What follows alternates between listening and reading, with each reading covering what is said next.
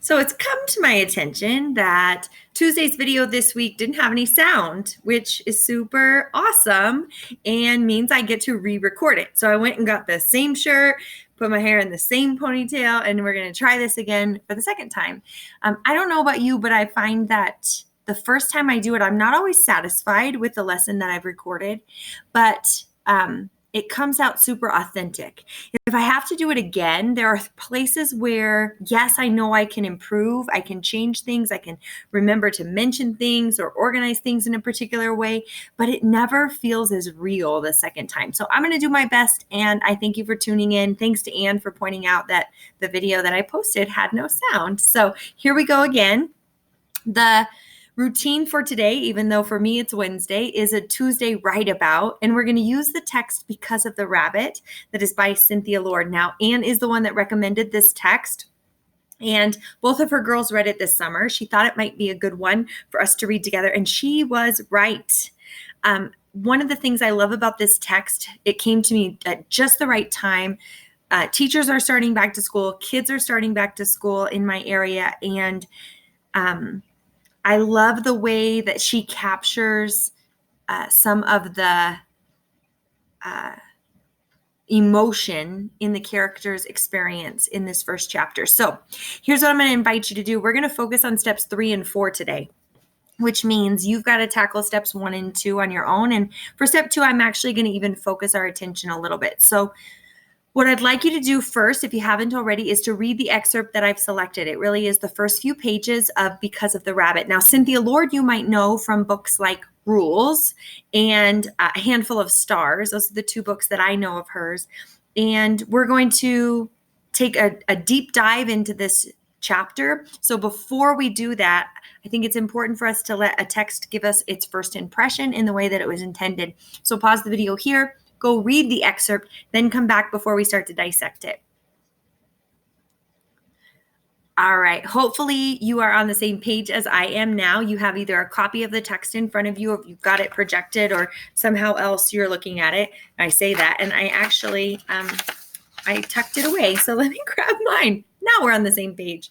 Perfect. So today, our target is to write about a topic by using multiple sources so that we can learn about important things that are important to the character, things that are important to us right now, things that are going to make us better human beings. So you've already done the first reading, I hope. The second reading I want to do with you, and I'm going to call your attention to a few places in the text that are going to carve out not only the excerpt for today's lesson, but Thursday's Write Like lesson. So I've highlighted them here. I've also included a highlighted version of this text on the blog. And so I'll kind of prompt us to where to read. Let's start first in the 4th paragraph. It goes like this. Mom had made all my favorite foods, meatloaf, mashed potatoes, corn on the cob, and blueberry pie for dessert. But I was too excited to eat very much. My older brother Owen leaned toward me. Who's ahead, excited or scared? I grinned. When we were little, whenever we had mixed feelings about something, Owen and I'd pretend those feelings were running in a race. We hadn't done it in a long time, though. Excited is way ahead, but scared is coming on strong, I said. I want to follow this thread of Emma and Owen's conversation, so I'm going to flip us over to the back. I want you to find the paragraphs in the middle of the second column, starting with the third one, where it continues their conversation, and then we're going to jump to the end where they continue that same line of thinking. So here we go. Maybe Excited has marbles in her pocket, Owen said, and she drops them on the track so Scared will slip on them. I imagined Excited pulling a whole handful of marbles out of her pocket and dropping them one by one. Skip ahead. Thank you, Mom. I love it all, but my stomach's too jumpy to eat. I'd thought about school all summer, but now the big day was tomorrow. Little worries were creeping in. What if the other kids knew things that I didn't? What if everyone already had their own friends and didn't want more? Scared jumped right over those marbles. I prompt us here, or I kind of narrow our focus for our second reading so that we can really pay attention to this particular topic in here in this excerpt. And so I want you to go ahead and name the topic in your notebook or in the margins. I've gone ahead and added, kind of annotated. What is she talking about in these few spots? I wrote down things like Mixed feelings. Those were actually words that came right out of the text. You can tell this is propelling us towards that quick write, can't you? Because we're pulling out those keywords. What is she really talking about? Okay. If you need to, pause here, go back and reread that section, do some annotation in the margins of those keywords in that third reading. You might also pull ideas, not just words that are in the text, ideas like transition or change, as we know Emma's getting ready to start her first day of school. So if you need to, pause, come back, and then we'll go into that quick write. All right. As you mine the text for those keywords, I want you to choose one of them to engage in the quick write. And again, I'm not going to do this part with you because I'm trying to get us to step 3 here. And I want you to choose one of those words and do a quick write. And I also want you to choose either Emma or Owen's name. And I want you to use both the words you chose and the character's name at least once in your quick write. This is something that I found when I did my quick write. It helps me to stay more connected to the text, especially a fiction text, if I have to somehow connect it back to the character and use their name in my quick write. So if you haven't already, choose a word, pause the video, set the timer for 1 minute, and come back to me with your quick write. That will just give us all a chance to have thought about the text in another minute before we dive deeper into another source. All right, come on back. Thanks, guys. It's so awkward for me to say, come on back, knowing that you might be pausing the video or you might not be pausing the video, let's be honest. And then you're going to get to see me sitting here like this. It feels so awkward, but I don't know what else to do. Maybe you have suggestions and you can give me a little bit of feedback. That'd be awesome. All right, so you've done step 1, which is read, read, read. Step 2 you've done is your quick write, which is a chance to make your thinking visible. Now we're going to do step 3 together. And in order to do this, we're going to read a few resources or use a few resources that come from Oxford University Press. And I came to know about these from a colleague whose son is working with a team at Children's Hospital on some emotional resilience and social emotional learning strategies. So I went to, I didn't go to the Children's Hospital website. She mentioned that her son is working on avoiding thinking traps. So that's what I Googled, and I found these resources to be really helpful because they help us when our mind perseverates on things. And the reason that I'm picking that for today's multiple source or additional source is because of what Emma says at the end of this excerpt, when she said she's starting to think about things and worry and what if, and she's caught in a thinking trap. So let me give us a little background into what that actually is. And these resources are connected in the blog. So check them out if you want to go deeper. They're great resources to use with students as well. So this worksheet starts with just an introduction to this idea, saying, when something happens, we can have different types of thoughts in our minds. While some thoughts can make us feel more calm or happy, other thoughts can make us feel more anxious or down. Sometimes we get stuck thinking about things that make us feel anxious, down, or angry. Read about the different kinds of thinking traps we emotion detectives can fall into. Fill in an example of a time when you may have fallen into each trap. Now that last little bit of the directions is something you're welcome to do, or I encourage you to do with another person to kind of identify thinking traps that you might have fallen into. But for this, we're going to use these thinking traps. And as I describe the 4, I want you to see if you can identify which one Emma is caught in. Okay, so really, let's just remind ourselves, her worries are, what if other kids know things that I don't? And what if everyone already has their own friends? And that's the moment that scared jumps over all those marbles. So the first thinking trap we might fall into is they're all kind of personified by different characters. So the first one is Psychic Suki. She believes she knows what others are thinking without figuring out other more likely possibilities. So ask yourself, is that what Emma's doing here in this scene? The next one is Jumping Jack. He thinks that the chances of something bad happening are much greater than they actually are. The third one, Disaster Daryl. He decides that the very worst thing is going to happen without thinking of other, less negative ways the situation could turn out. And 4, Negative Nina. She tells herself that the good things she does or gets don't count, and that she just got lucky. She always focuses on the negative rather than the positive. When we think about this, there really is, there are a couple of right answers, right? I think if we were going to say what Emma's focus is, she's either stuck with jumping Jack or disaster Daryl. She's really thinking the worst is going to happen, or that the chances of something bad happening are more likely than they really are. So when I was looking for these resources, I came across another kind of worksheet, and it's called a practice, really. And it says we're going to be those emotion detectives and solve some mysteries. So this is the part where we transition from step 3 of learning a little bit more and getting smarter about our emotional intelligence into step 4. And I'm going to encourage us to stay really close to the text for this one. So in your notebook, or even maybe in some of the white space on your text, I want you to just jot down maybe a T chart, or just jot down one of the things that Emma is thinking. I'm going to show you how to do this with the first of the things that Emma thinks in this scene, and that is, what if other kids know things that I don't? So let's walk through the practice. This again is also linked on the blog. So give us some questions to ask, and I want us to do this as if we're Emma, right?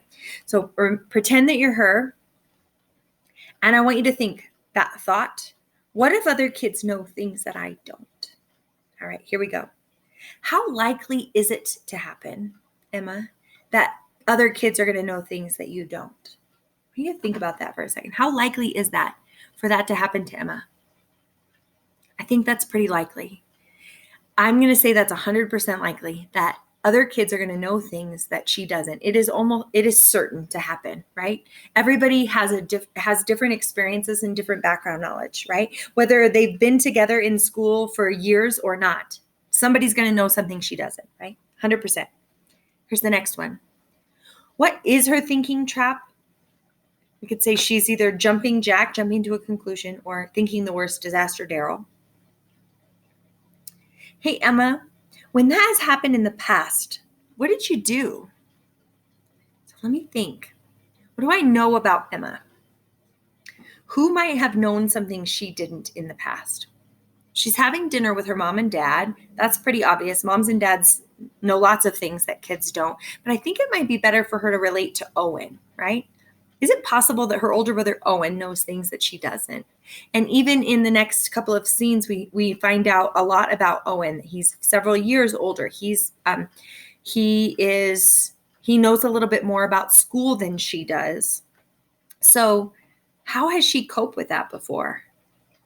I'm going to imagine, if I'm her, that she's maybe gotten curious, asked Owen questions. Maybe she's just listened to Owen and learned new things. Maybe she's made a connection to something Owen knows that she doesn't, and is able to teach Owen something he didn't know. So in the past, has she been able to cope with it? I'm pretty confident that she has. Is there another possibility? So the next question we might ask her is, what else could be true? Let's see. What else could be true? If I'm Emma, I could know things that they don't know. Oh, wait, I just said that backwards. They could know things that I don't know, but the opposite could actually be true, right? I could know things that they don't know. I've been homeschooled, if I'm Emma, and I've had lots of experiences in this section, in this text. Her dad is a game warden. My dad is a game warden, right? And so I know lots of things about the woods and the animals in the woods, and lots of things. I know lots of things that other kids probably don't know, right? So that could also be true. And the next question is there something good that could come from this situation? So as Emma, I'm thinking, well, at least it would give us something to talk about, right? If I didn't know something, I could ask them a question. I could teach them something that they don't know. And maybe that's a good way of making friends. So the last question I'm going to ask you, or ask Emma, is, if this thought that other kids are going to know things that I don't is true, if it's true, can I handle it? And I think by going through this process, I'm even more certain now than I was before that I, or that Emma, can handle it, right? So I loved this exercise because I feel like it's a really kind of organized way, a very linear way of thinking myself out of a worry. And I really appreciate that. I also appreciate the opportunity to try this out with a character who's not me, who I'm not personally connected with, who I'm not invested with yet. This is the first chapter of this text, but I could practice this routine myself, with students, with my daughter, in a way that's safe, so that when a situation does come up, or if I want to share a worry that I have, I've got a way of talking about it and I've practiced it, right? So I hope this will be helpful for you. If I were to encourage you to do another write about or an extension of this, you might tackle your own worry using these questions and the worksheets there on the blog. The other way that you might be able to tackle this would be to think about Emma's second thought. And that one's very different. Let's just answer the first question alone. It's Emma's second thought, which is, what if everyone already has their own friends and doesn't want any more? Now, the first thought I'm pretty sure is fairly certain, right? But this one, how likely is it that kids will already have their own friends? That's fairly certain, and not want any more. Well, how would you rank that? On a scale of 0 to 100%, how likely is that to happen? It's interesting to play out this other thought because the responses are very different, right? It's less likely to happen, and she's less likely to have had experience with that before, right? So I encourage you to take this practice into your own life, or to continue practicing with Emma and her experience. And I apologize that the first video didn't have any sound. Thanks again, Anne, for letting me know. Today, we really tackled this write about in a way that's still connected to the text, but also gives us tools for our own social emotional learning and developing our own emotional intelligence. The same will be true of this week's Write Like. We're going to take a look at this exact same excerpt of the excerpt, this exact same line of thinking, and we're going to do a Write Like together. I'm excited to share that with you because I was able to actually do that with my teams this week, and we did a Write Like as our greeting for our meetings this week, and I can't wait to share that with you. So watch for that coming tomorrow. Until then, have a great day, guys, and I'll see you again soon.